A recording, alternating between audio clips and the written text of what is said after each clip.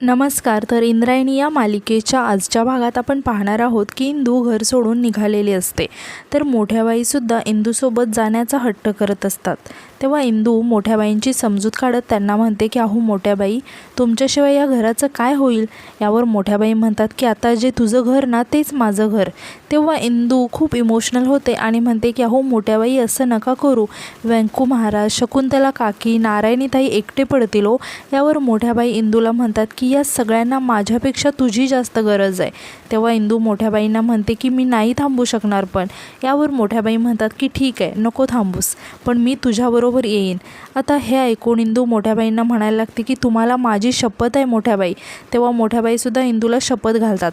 आता इंदू खूपच रडायला लागते आणि ती मोठ्या बाईंसमोर हात जोडून त्यांना म्हणते की प्लीज मला नका थांबू, मला जाऊ द्या. तेव्हा मोठ्या बाईसुद्धा खूपच इमोशनल होतात आणि इंदूकडे बघायला लागतात. आता इंदू दरवाजा उघडून तिची बॅग घेऊन तिथून जायला लागते आणि जाता जाता पुन्हा पाठीमागे वळून संपूर्ण वाड्याकडे नजर फिरवून बघायला लागते. आणि वाडा सोडून जात असताना तिला खूप वाईट वाटत असतं आणि ती काहीच न बोलता आता तिथून पटकन निघून जाते. तर यानंतर दुसऱ्या दिवशी सकाळी आपण पाहतो की शकुंतला काहीतरी काम करत असते. तेव्हाच तिथे अदू येतो आणि शकुंतलाला विचारायला लागतो की काकी, इंदू दिसली का गं सकाळपासून तुला. तेव्हा शकुंतला सांगते की नाही रे, आज दिसलीच नाही ती सकाळपासून मला. तेव्हा आता नारायणीसुद्धा तिथे येते.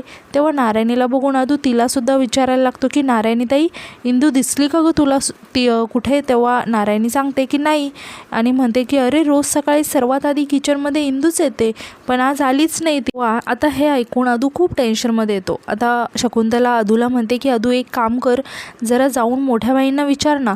तेव्हा नारायणी सांगते की अगं काकी, मी आत्ताच आईच्या खोलीतून आली आहे, आई नाही आहे तिच्या खोलीत. तितक्यात प्रेमनाथ तिथे येतो. तर प्रेमनाथला बघून अदू लगेच प्रेमनाथलासुद्धा विचारतो की दाजी, आई आणि इंदू दिसल्या का तुम्हाला कुठे सकाळपासून. तेव्हा प्रेमनाथ सांगतो की नाही, मला कुठेच नाही दिसल्या. काय झालं, त्यांच्या खोलीत नाही आहेत का सासूबाई. तेव्हा नारायणी म्हणते की नाही ना, सकाळपासून सासूसुना कुठे गेलेत काय माहिती.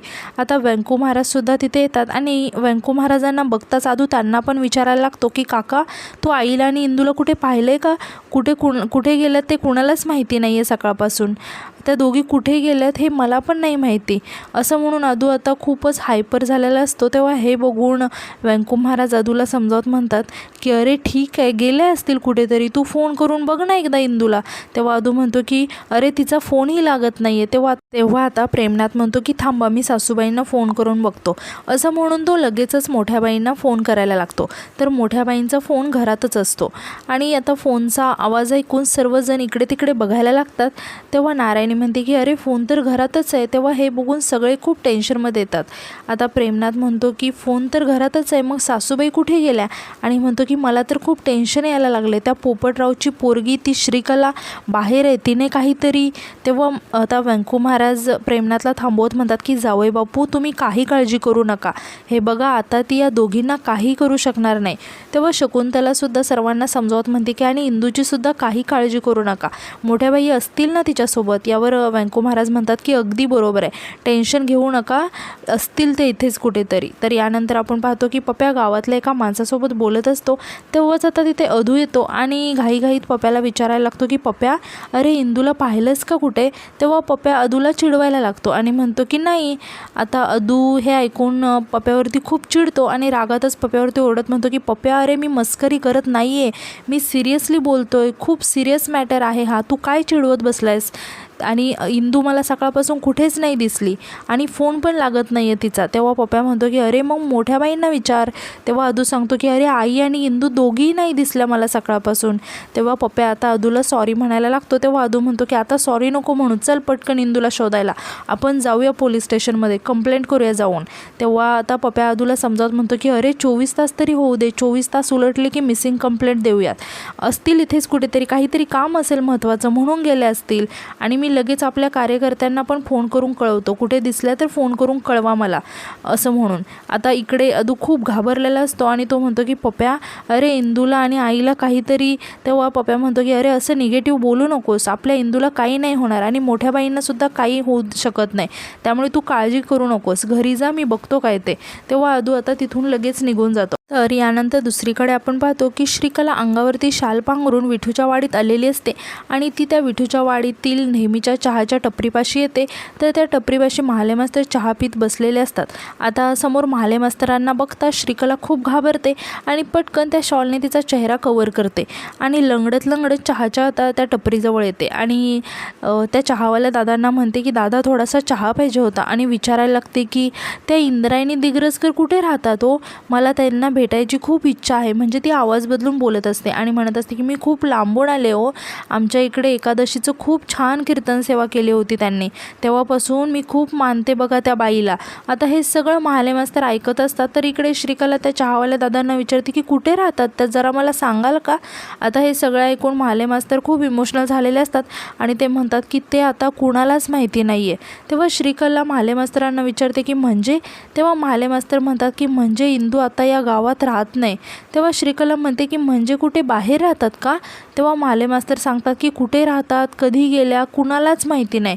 तेव्हा श्रीकला खूप टेन्शनमध्ये येते आणि म्हणायला लागते की हो मी तर खूप लांबून आले हो भेटायला, मला भेटायचं आहे त्यांना. तेव्हा महाले मास्तर म्हणतात की हो पण त्या जिथे कुठे असतील तिथे विठुराया त्यांना सुरक्षित ठेव. तेव्हा श्रीकला म्हणते की हो माझी भेट होईपर्यंत तर ठेवोच ठेवो. तेव्हा हे ऐकून महाले मास्तर आश्चर्याने श्रीकलाकडे बघायला लागतात.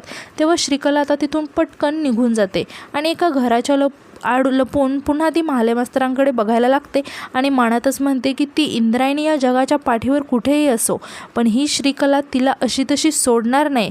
तर आता यानंतर रात्री आपण पाहतो की इंदू एका ठिकाणी छोटासा तंबू ठोकून तिथे राहिलेली असते आणि ती तिथेच आता काहीतरी काम करत असते आणि अचानक कुणीतरी आल्याचा तिला भास होतो. तेव्हा इंदू खूप घाबरते आणि विचारायला लागते की कोण आहे तिकडे, असं म्हणून ती जाऊन झाडाच्या आड बघायला लागते. तर समोर मोठ्याबाई उभ्या असतात. आता मोठ्याबाईंना समोर बघून इंदू खूप इमोशनल होते आणि मोठ्या बाईंना म्हणते की तुम्ही. तर दुसरीकडे पप्प्या धावतच अदूला आवाज देत वाड्यात येतो. तेव्हा पप्प्याचा आवाज ऐकून आता सर्वजणच धावत बाहेर येतात. तेव्हा पप्प्या अदूला विचारतो की अरे अदू इंदूचा काही पत्ता लागला का रे, मलाही नाही काहीच तिचा पत्ता लागला. आता आणि विचारतो की मोठ्या बाई तरी आल्यात का घरी. तेव्हा शकुंतला सांगते की नाही रे. तेव्हा हे ऐकून पप्प्या म्हणतो की कुठे गेले त्या दोघीच्या दोघी. तेव्हा अदूसुद्धा खूप टेन्शनमध्ये येतो आणि घाबरत म्हणायला लागतो की मला तर आता खूप टेन्शन आलं आहे, मला काहीच समजत नाही कुठे गेल्यात त्या. तेव्हा आता व्यंकू महाराज अदूला समजत म्हणतात की अदू हे बघ बाळा, टेन्शन घेऊन कुठल्याही प्रश्नांचं समाधान नाही मिळत, तू एक काम कर, तू फोन करून बघ. तेव्हा अदू म्हणतो की अरे काका केलेला. यावर व्यंकू महाराज म्हणतात की अरे रेंज नसेल, नेटवर्क नसेल, तू पुन्हा कर. तेव्हा अदू लगेच आता फोन करून बघायला लागतो. तेव्हा इंदूचा फोन लागतो. तेव्हा अदू म्हणतो की रिंग वाजते, पण आता बराच वेळ रिंग वाजूनसुद्धा इंदू काही फोन उचलत नाही. तेव्हा अदू खूप टेन्शनमध्ये येतो आणि म्हणतो की फोन उचलत नाही आहे ती आणि तो पुन्हा पुन्हा फोन ट्राय करून बघायला लागतो. तेव्हा सर्वजण आता एक एक करून फोन ट्राय करून बघायला लागतात. तर आता यानंतर फोन स्विच ऑफ यायला लागतो. तेव्हा सगळेजण खूप घाबरून जातात. तर दुसरीकडे आपण पाहतो की मोठ्या बाईंना आता समोर बघून इंदू खूप टेन्शनमध्ये येते आणि मोठ्या बाईंना म्हणते की नाही ऐकलं ना तुम्ही माझं. तेव्हा मोठ्या बाई इंदूला म्हणतात की तुला तर माहिती आहे मी कुणाचंच ऐकत नाही. तेव्हा इंदू म्हणते की मी शपथ घातली होती ना मोठ्या बाई तुम्हाला. यावर मोठ्या बाई म्हणतात की अगं तू लाख घातली असशील पण मी थोडीच घेतली होती. अगं सासू आहे मी तुझी, असंच थोडी ना सोडणार आहे तुला. लहानपणापासून तुझं नाव न घेता, तुझं तोंड न पाहता एक दिवस गेला नाही माझा, मग आता कसा जाईल. अगं मरून जाईन ना मी आणि इतक्यात मरायचं नाही बरं का मला. तेव्हा इंदू मोठ्या बाईंना समजवत म्हणते की हे बघा मोठ्या बाई, माझा इगो वगैरे हर्ट झाला आहे म्हणून मी इथे आली, असं काही नाही आहे. माझा विठुराया नाही आहे विठूच्या वाडीत, माझ्या गुरूंचा विश्वास जिंकू शकले नाही मी म्हणून मी इथे आली आहे आणि तुम्ही माझ्यासोबत कुठे वणवण करणार आणि किती वणवण कराल. यावर मोठ्या बाई इंदूला म्हणतात की आयुष्यभर वणवण करायला तयार आहे मी. आणि त्या इंदूला म्हणतात की अगं इंदे आता फक्त सासू नाही आहे मी तुझी, तर तुझी आई आहे. आता हे ऐकताच इंदू खूपच इमोशनल होते आणि खूपच रडायला लागते आणि मोठ्या बाईंना पटकन मिठी मारते. तेव्हा मोठ्या बाई इंदूला असं रडताना पाहून तिला समजवायला लागतात आणि म्हणतात की अगं असं रडायचं नाही, आईला लेकीच्या डोळ्यात पाणी खुपत नाही, त्यामुळे रडायचं नाही अजिबात. आणि म्हणतात की बरं तुझ्यासाठी येताना मी तहान लाडू आणि भूक लाडू आणलेत, आज माझ्या हाताने खाऊ घालीन मी तुला. माझी लेक अशी लोकांसाठी इतकं करते आणि तिच्यासाठी इतकं नको का करायला, मी तिला खाऊ घालून घट्टमुट्ट करायचं आहे मला. असं म्हणून आता त्या इंदूच्या इंदूचे डोळे पुसतात आणि म्हणतात की बरं मला सांग इंदे की हे इतकं सुंदर गाव इथे यावंसं असं का वाटलं तुला. तेव्हा इंदू सांगायला लागते की एकदा बचत गट सुरू करायचा होता ना, म्हणून मी आले होते या गावात. तेव्हाच त्या संजीवनी ताईंची ओळख झाली, त्यांचंच शेत आहे हे. तेव्हा मोठ्या बाई म्हणतात की देव त्यांचं भलं करो आणि इंदूला म्हणतात की आता आपण एकीला दोघी इथे राहूया आणि एकमेकींच्या सोबतीला राहायचं. तेव्हा इंदू लगेच मोठ्या बाईंची बॅग घेऊन त्यांना म्हणते की चला, आणि ती तिच्या त्या छोट्याशा कुटीमध्ये त्यांना घेऊन जाते. आणि आता आपण दुसरीकडे पाहतो की दिग्रजकर वाड्यात सगळेजण खूप टेन्शनमध्ये असतात. तर अदू आता खूप रडत असतो आणि तो रडतच म्हणायला लागतो की हे इतके अपराध केलेत ना, थोडी ना माफ होतात इतके अपराध. इंदू माझ्यावरती रागावूनच निघून गेली असणार आहे, तिच्या नवऱ्याने तिच्यावर अविश्वास दाखवला असं म्हणून अदू खूप रडायला लागतो आणि म्हणतो की मी अविश्वास दाखवला ते पण कुणासाठी, त्या श्रीकलेसाठी. इंदू मला तरी सतत सावध करायची की ती चांगली मुलगी नाही आहे म्हणून, पण मी कधीच नाही ऐकलं तिचं. तेव्हा हे ऐकून बाकीच्या सर्वांनासुद्धा त्यांची चूक आता समजलेली असते आणि त्यांनासुद्धा खूपच वाईट वाटत असतं आणि ते सगळे खाली मान घालून उभे असतात. तर इकडे आदू रडत म्हणत असतो की मी नेहमी अविश्वास दाखवला तिच्यावरती, तिला नाही ते बोललो, घालून पाडून बोलायचो मी तिला, हेच तिच्या डोक्यात राहिलं असणार आहे. मी माफी मागितली तरी तिच्या मनातून ते गेलं नसणार आहे, म्हणूनच इंदू असं म्हणून तो खूपच रडायला लागतो आणि घाबरत म्हणतो की पण इंदू जर परत नाही आली तर. तेव्हा शकुंतला आदूची समजूत काढत म्हणते की आदू हे बघ शांत हो, आणि म्हणते की अरे इंदू असं मनात ठेवून राहणारी मुलगी नाही आहे रे, आणि ती तिच्या माणसांना असं कधीच अंतर देणार नाही. तेव्हा अदू म्हणतो की अगं पण तिच्याच माणसाने अंतर दिलं तिला, असं म्हणून अदू खूपच रडत असतो. तेव्हा अदूला असं रडताना पाहून सर्वांना खूपच वाईट वाटत असतं. आता नारायणी अदूची समजूत काढत त्याला म्हणते की अदू हे बघ शांत हो, आपल्या सर्वांचंच चुकलं आहे रे. तेव्हा शकुंतला म्हणते की आपल्या इंदूचं मन सुपा एवढं आहे, त्यात रागाला अजिबात जागा नाही आहे, त्यामुळे तू नको टेन्शन घेऊ. तर आता यानंतर दुसऱ्या दिवशी सकाळी आपण पाहतो की इंदू ज्या शेतात राहिलेली असते तिथेच एक जोडपं येतं आणि ते इंदूला विचारायला लागतात की ताई तुम्ही एका मुलीला पाहिलं का हो, 5-6 वर्षाची आहे ती. तेव्हा इंदू म्हणते की नाही पण काय झालं. तेव्हा ते दादा सांगतात की अहो ताई आम्ही शेतात गेलो होतो आणि कामाच्या गडबडीत आमचं दुर्लक्ष झालं, खेळता खेळता कुठे गेली काहीच कळत नाही आहे हो. तेव्हा आता मोठ्या बाईसुद्धा तिथे येतात आणि त्यासुद्धा विचारायला लागतात की काय झालं. तेव्हा तो माणूस सांगतो की गौरी नाव आहे तिचं, खेळता खेळता कुठे गेली काय माहिती, आजूबाजूला मोठं जंगल आहे आणि त्यात जनावरही आहेत. तेव्हा मोठ्या बाई म्हणतात की हे बघा जनावरांकडून माणसासारखा धोका नाही मिळत, तुम्ही नका काळजी करू, तुमची पोर सापडेल. तेव्हा इंदूसुद्धा त्यांची समजूत काढायला लागते आणि म्हणते की हे बघा दादा तुम्ही नका काळजी करू, काही होणार नाही, विठुराया तुमच्या मुलीला काहीच नाही होऊ देणार, सापडेल ती. आता ते दादा खूप घाबरलेले असतात आणि ते पुन्हा सगळीकडे बघत त्या मुलीला आवाज द्यायला लागतात. तेव्हा इंदू त्यांना समजवत म्हणते की दादा हे बघा आधी तुम्ही शांत व्हा आणि बसा बघू इथे. तेव्हा ते दादा म्हणतात की अहो जंगलात बिबट्या फिरत राहतात, त्यांनी माझ्या पोरीला काही केलं तर. तेव्हा इंदू म्हणते की अहो दादा काही नाही होणार, तुम्ही शांत व्हा, विठुराया काहीच होऊ देणार नाही, आपण शोधून काढूया तुमच्या गौरीला. तर दुसरीकडे आपण पाहतो की व्यंकू महाराज शकुंतलाला म्हणत असतात की शकू आपला गोपाळ आपल्याला कायमचा सोडून गेला आणि आता इंदूसुद्धा आपल्याला न सांगता न बोलता हे घर सोडून निघून गेली, कुणाकडे बघायचं आपण आता सांग मला. विठुरायासुद्धा देवळातून निघून गेलाय, का इतकी कठोर परीक्षा घेतोय तो कुणास ठाऊक. तेव्हा शकुंतला व्यंकू महाराजांना समजावत म्हणते की अहो शांत व्हा, असा विचार नका करू, तुम्हीच म्हणता ना की आपल्यासोबत जे होत असतं त्यामागे काहीतरी कारण असतं आणि जे आपल्यासोबत घडलं ते आपल्या चांगल्यासाठीच असतं. तेव्हा व्यंकू महाराज म्हणतात की या सगळ्यानंतर माझ्या एकच गोष्ट लक्षात आली आहे की आपण केलेला कर्माचा हिशोब आपल्याला हा द्यावाच लागतो आणि तो इथेच द्यावा लागतो, याच देही याच डोळा द्यावा लागतो. मी जर आयुष्यात काही चांगलं काम केलं असतील ना तर किंवा माझी थोडीफार का होईना पुण्याई असेल ना तरी ती सगळी विठुरायाने घ्यावी आणि माझ्या इंदूला घरी परत आणावं, एवढीच इच्छा राहिली आहे माझी. आता इंदू आपल्या घरी परत येत नाही ना तोपर्यंत मी विठुरायाचा धावा करत राहणार आहे आणि ज्ञानेश्वरी वाचत राहणार आहे, असं म्हणून व्यंकू महाराज जाऊन लगेच ज्ञानेश्वरी वाचायला लागतात. आता शकुंतलाला व्यंकू महाराजांकडे बघून खूप वाईट वाटत असतं आणि ती खूप इमोशनल झालेली असते. तर इकडे आपण पाहतो की इंदू आणि ती जिथे राहिलेली असते तिथले काही गावकरी मिळून जी गौरी नावाची लहान मुलगी हरवलेली असते तिला शोधायला निघालेले असतात.